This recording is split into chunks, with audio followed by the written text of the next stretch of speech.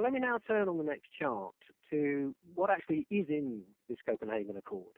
Now, it's actually not a long document. I would encourage any readers any listeners to load it down from the website and read it if you haven't already. But a few key points. It's very simplified. It endorses, in fact, the preambular text, continuation of the twin track negotiations. It recognizes a scientific view with science and on the basis of science and equity, which implies a peaking of global and national emissions of all countries. And it has some useful, I think most would say, text moving us forward on adaptation forestry. On the emission reduction front, it sets a deadline that we will discover in a few days how many countries have submitted quantified numbers if they're in the industrialized country group, along with their endorsement of the Copenhagen Accord, or a more flexible array of descriptions about their measures and expected delivery if they're in the non-industrialized country, non-Annex 1 group. And there's actually two long paragraphs, one around the nature of expected contributions and oversight of from developing countries. And if you continue on the next chart, it also it has all the provisions around reporting thereof and an extended debate around monitoring, reporting, verification, the famous MRV term, and a long paragraph on finance, widely seen as the key to unlocking Copenhagen Accord, or indeed a global deal. And there was agreement about the scales of finance that would be required. The wording around that is a little circumspect. One of the key mechanisms is establishment of something called the Copenhagen Green Fund. And it says a little bit about the nature of its operation and establishes a high-level group to oversee that. But, of course, sharp analysts will note that the text is vague about who's committing to contribute, how much, and how would it be governed. So there's plenty of room for continuing dispute around the financial package, but at least there is acknowledgement of the scale of issues there exactly. And the Accord overall would be assessed in 2015 on its overall adequacy. On the next chart, I want to start delving into some of the reactions. It's fascinating how diverse they were. The European press universally hailed this as a disaster. One headline I've cited there is diplomatic disasters don't come much bigger than this. It was very noticeable in the United States, a very different view of the outcome. Partly it was a little easier, acknowledging, parading the fact that Obama did, to an important degree, save the day. And I think there's some truth in that, although it's a mixed story given what followed. But moreover, the U.S. administration sees the agreement as helpful to its domestic process, which of course was their biggest litmus test, and certainly not damaging, which is something the administration had indeed feared. I think a number of developing countries have had mixed reactions. It seemed to be broadly positive from what I've seen in much of the Indian press, partly on finance, and India was keen to avoid any sense that it was getting dragged into legally binding commitments. But a lot of disappointment in some of the rest of the developing world and criticism both about the financial package and even more the inadequacy of industrialized country emission commitments. We do have also some pointed to the uncertainty about the nature of the accord. That may be partly resolved when we see exactly how many countries formally sign up.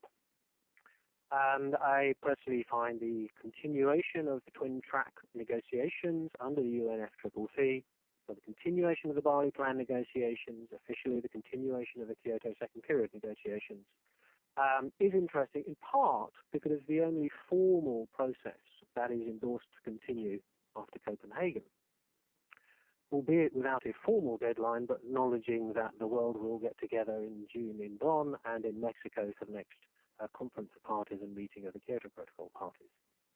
So, some quick words of judgment, of a more personal nature on the next chart. I think amidst the pessimism as viewed from certainly many of my colleagues, I want to offer some cautionary words of optimism. And cautious words of optimism.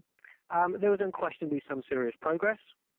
Finance, red, technology to some degree. The run-up, I should also add, was very useful in clarifying a number of things, not least the first we've seen of emission indications, pledges from the major developing countries as well as the US contribution. I think we shouldn't underestimate the fact that Copenhagen did at least clarify bottom lines. If people didn't know before, they now have unambiguous proof about China's sensitivity on sovereignty and thereby verification and inspection issues and some of the internal struggles there. How difficult it is for the US administration to feel that it can move anywhere prior to congressional approval. Something they've warned about for a long time, some concerned that they've overlearned the lesson of Kyoto, but certainly a reality the world has to come to terms with. I think also it's been clear developing countries cared about Kyoto. I heard many at Copenhagen saying, from industrialized countries saying, well, why do they really want to hang on to it so much? Well, I could actually explain to them why, and perhaps we pick up that in discussion. So I also think on the last substantive chart, continuing this, that we've learnt a few other things. We've made a few steps forward. There are new geopolitical groupings. Broadly, I actually think that's helpful, though some others may view it as otherwise. But it's easier to negotiate when there are coherent groups that have a clearer view of what they're representing, what they want, can articulate positions and accommodate compromises. Again, we'll learn more about those on 31st of January in a few days. My guess is that when we put together the information we have in a few days, it will be clear that the emission pledges, combining industrialized countries and developing countries, major basic, at least, trajectories, were a long way from the scientific course of 2 degrees. Implicitly, the countries that signed the Kyoto-Copenhagen Accord are committed to try and find some way to accommodate the inconsistency between those, to bridge that gap. I think, it continues on the next chart, that will imply that 2010 is likely to be a process of negotiation continuing on a much firmer basis of knowledge about where countries are at and what they're really offering. So some concluding thoughts. I'm being a little brutal in this first bullet about the EU, but there was an enormous amount of wishful thinking, much of which I personally was skeptical about, and I have to say I think Copenhagen proved that the rest of the world is not going to fall into an EU model of how to approach this problem. The US and China always said, really, their problem was they needed another year. Now we have it.